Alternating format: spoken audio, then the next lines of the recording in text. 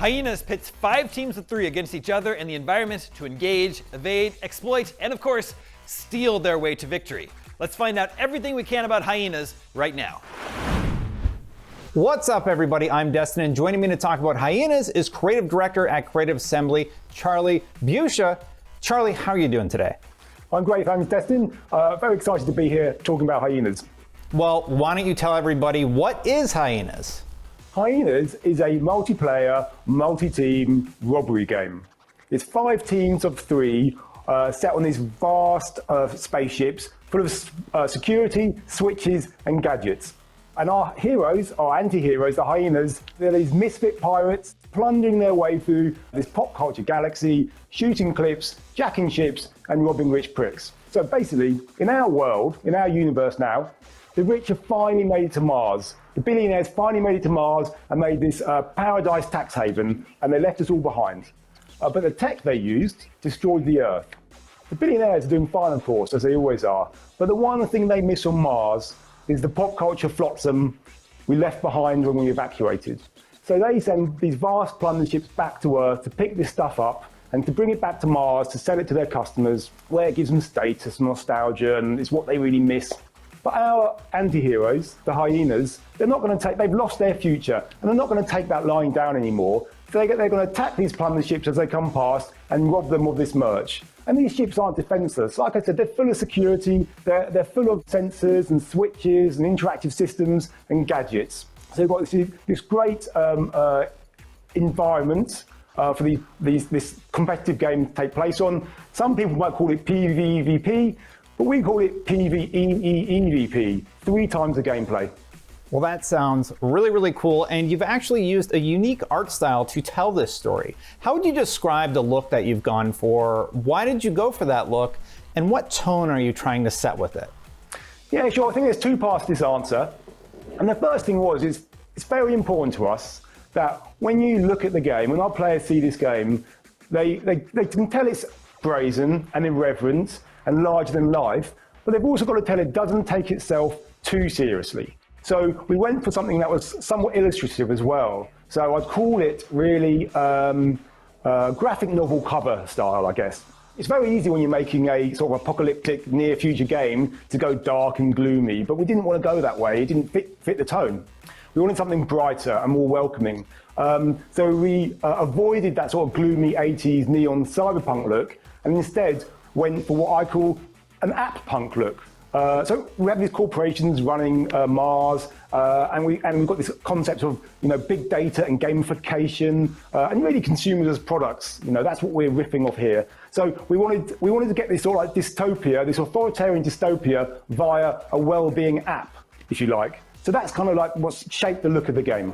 So you've told me a little bit about this world. I'm really curious, is there a single player component or is there lore in the multiplayer where I can learn more about what's happened to this universe? So this is a multiplayer game. It's a fast-paced multiplayer experience. But we've built this really rich, deep lore, fun and funny too, right? And the whole game experience is imbued with this. The environments, the messaging around the environments, the actual game mode itself, how we present all of the gadgets, and of course, what all of the characters, the Hyenas, what they talk about themselves, what they talk about the world they're in, and their relationships with each other. But what really drove the development of Hyenas was when we started thinking about this game, battle royales were becoming popular, and we were really interested in how they broke the paradigm of the 2-team arena battle, and they create these really asymmetrical, unpredictable experiences. It might be 3 or 4 teams coming together of various sizes in combat. You would face off with each other with completely different loadouts. I might have a frying pan and you might have an AK. And of course, where you started in the game was luck. So we really like the way these unpredictable, almost chaotic, asymmetrical situations create new gameplay and new tactics, and importantly, new player stories. And so that's what we took from it. We didn't want to make a battle royale, but we wanted to take that idea of creating this sort of unpredictable, chaotic space where players would find this new gameplay, find new tactics, and ultimately find new player stories. Can you actually tell me about one of those unexpected gameplay moments that you experienced? Yeah, I mean, I can tell you loads about them. So it could be that your team's been wiped and you are racing to find the respawn point, and you're flying down one of our zero-G corridors, and you've got bullets whizzing behind you, clanging off all the metal, and you're dropping grenades behind you in zero-G, to try and blow them, of course. And you make it to an open door, and you just manage to slide under before it slides down shut, and then you turn around and you foam it shut, and you've got maybe 20 seconds to get away. That's quite, those sorts of things happen. And then it may be that you're attacking you attack one of the vaults to rob the merch, and you're dealing with the security systems. Then all of a sudden another team comes in and starts trying to ambush you. And you've really got to try and work out, do you disengage? Do you try and maneuver around the NPCs, get an advantage, and kind of like push them onto the other team? And or it could be that you win that encounter and you finally get to the vault, and you open it and you step in, and what you're stealing, well, maybe it's actually the first album that you ever bought. And I'm really happy, right, that, if I can be a heretical creative director and have a moment of anti-immersion, right, where we really touch you, and for a second you feel the emotion the characters in the game and the Mars Elite do as they feel that connection with that piece of IP. Well, I have to ask about the characters. There's a lot of very colorful characters in this game. Do they have any unique abilities? How do they each differ?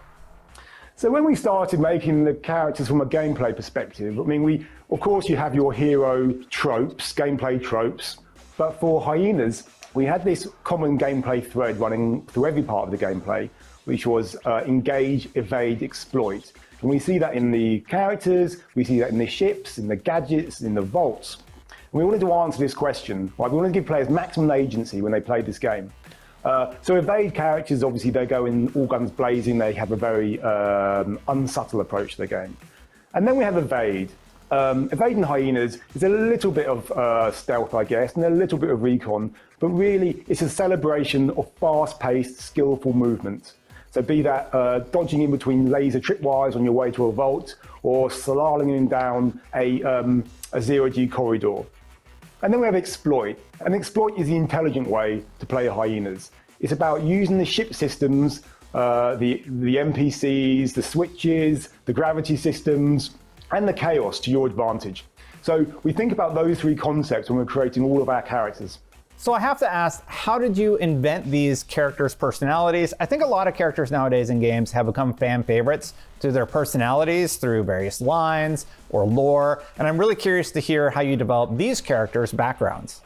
Yeah, that was a really fun challenge. So once we understood their gameplay space, as we talked about before, we then applied two creative pillars. One was anti-heroes. Why are these people criminals? What is it that they're missing? And then the other one was out of place in space, right? So for these characters to be out of place in where they are, we have to really ground them somewhere else. We wanted our Hyenas to be extremely relatable and recognizable. So we look for archetypes that we all know, right? That you may follow, or you may be friends with, or you see on TV or whatever. And then once we understood what that archetype was going to be, and our creative and concept teams worked those up, we then work with consultants who knew that archetype particularly well. Right? It's very important to us that we made fully rounded characters, not stereotypes. So we worked with the consultants to get all the rich detail of who these people were. And then the next stage was to cast the actor very carefully and then work with them to develop the character even further. One of the fun things we did was we would run these mockumentary interviews where we would ask them to improv an interview, really, where we were asking them questions about their life on the taint and why they became a hyena, and they'll be improving why that was. And it's through a combination of these kind of four things, our creative teams, the consultants, the actors, and the gameplay. It's through those four things that we brought these characters and made really rounded, three-dimensional gameplay characters. And we're really looking forward to revealing these as we move forward development. Huge shout out to our partners at SEGA and Creative Assembly. Hyenas is coming to Xbox Series consoles, Xbox One and One X, PlayStation 5, PlayStation 4, and PC sometime in 2023. Visit playhyenas.com to find out even more about the game and to sign up for the alpha. And of course, stay tuned to IGN.